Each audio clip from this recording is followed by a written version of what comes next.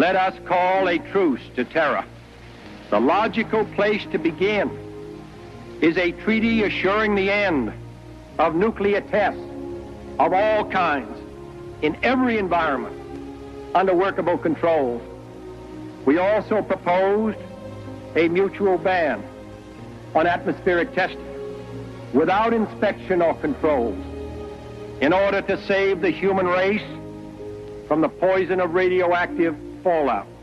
Together we shall save our planet, or together we shall perish in its flames.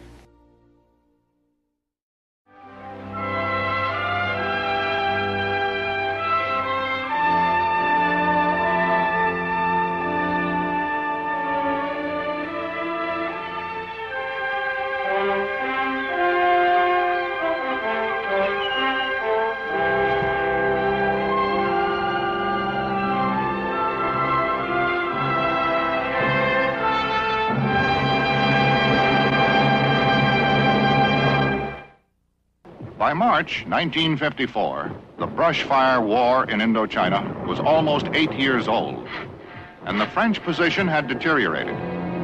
Hoping to draw the communist guerrillas into decisive open battle, the French made a stand at the fortress of Dien Bien Phu. But by mid-March, the French forces were surrounded and cut off. Military aid from the United States had made it possible for France to maintain the war. But in spite of an ever-increasing flow of supplies, the French cause appeared doomed. The question of American military intervention was raised.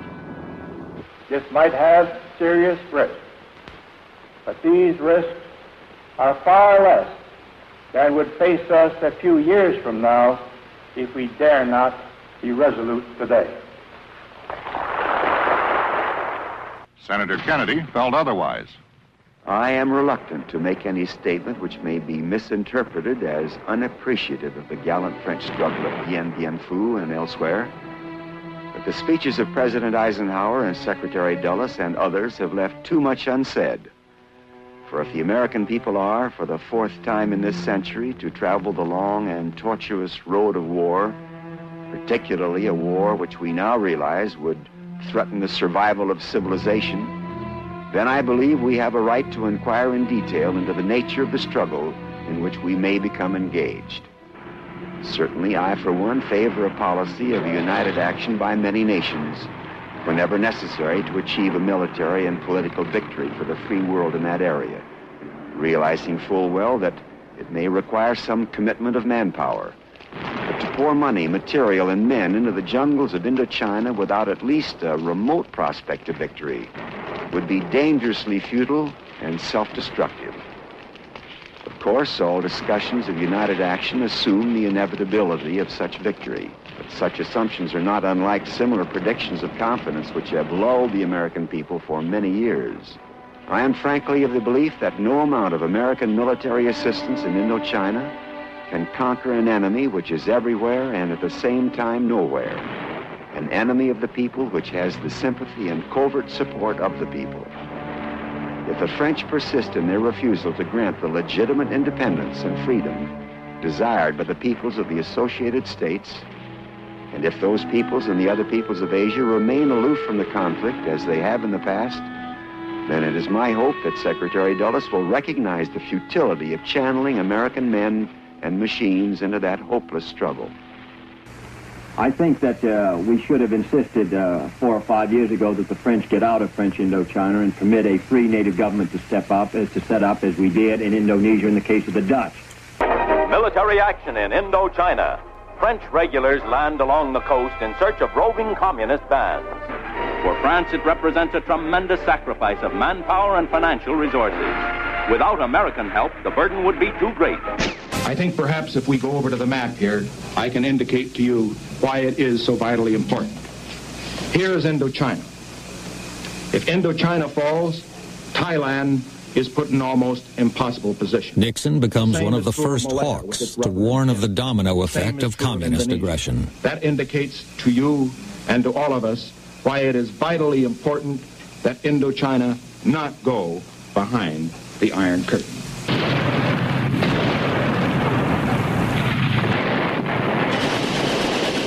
1 year later, in 1954, French forces are besieged by the communists at a place called Dien Bien Phu. A massive resupply operation fails to tip the balance. Nixon is one of the first to favor military intervention, but President Eisenhower won't commit troops to a ground war in Asia. Nixon supports the use of tactical nuclear weapons, but Ike says the sun is still shining. Dien Bien Phu isn't the end of the world. Dien Bien Phu falls. The French surrender.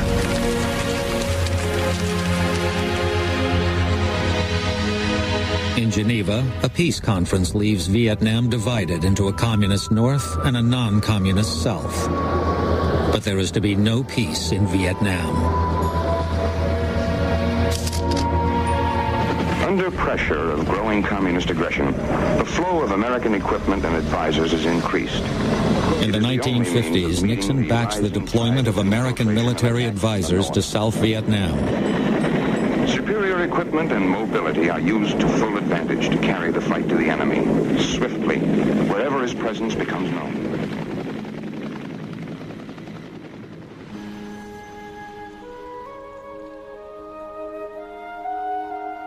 If Indochina goes, several things happen right away.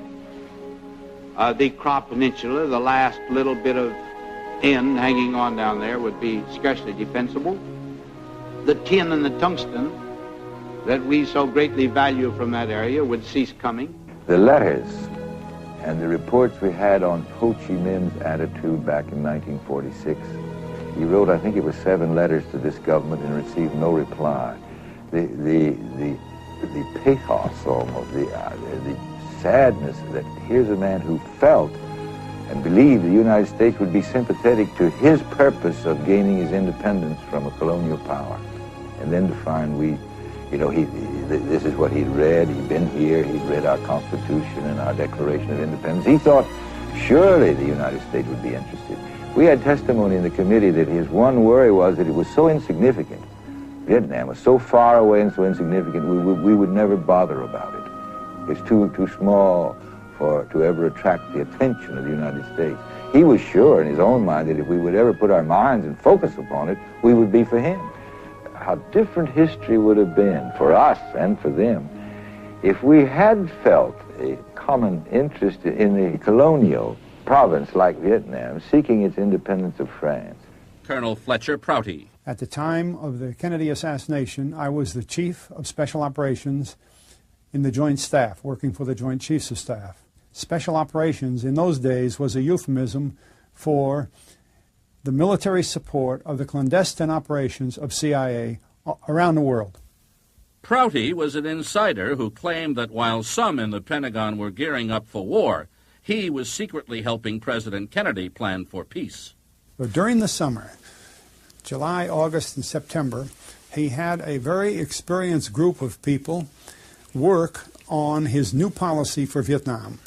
It was published in October, and it was called the National Security Action Memorandum number 263.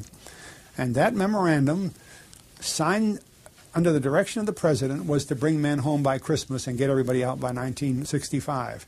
What we're looking at here are approximately 15,000 pages of documents on Kennedy's Vietnam policies that I've collected from all the archives in the United States. In some cases, and many of them are newly declassified. In a new book, JFK and Vietnam, military historian Major John Newman offers his conclusions about Kennedy's Vietnam policy.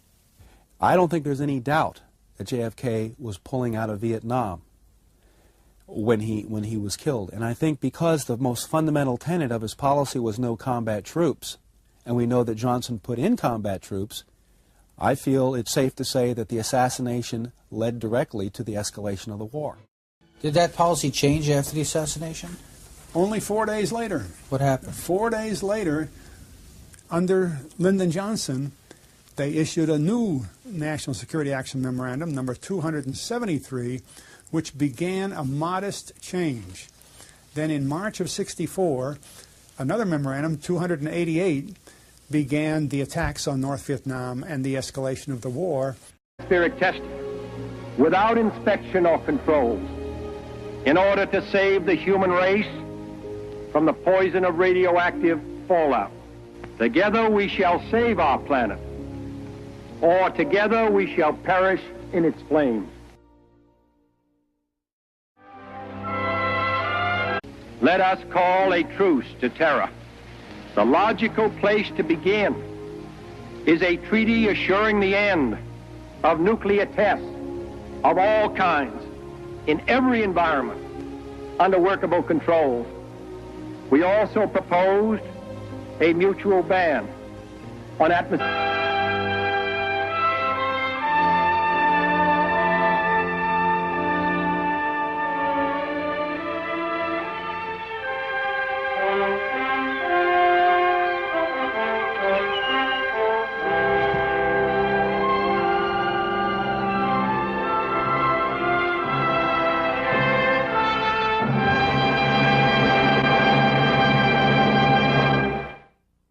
By March 1954, the brushfire war in Indochina was almost 8 years old, and the French position had deteriorated.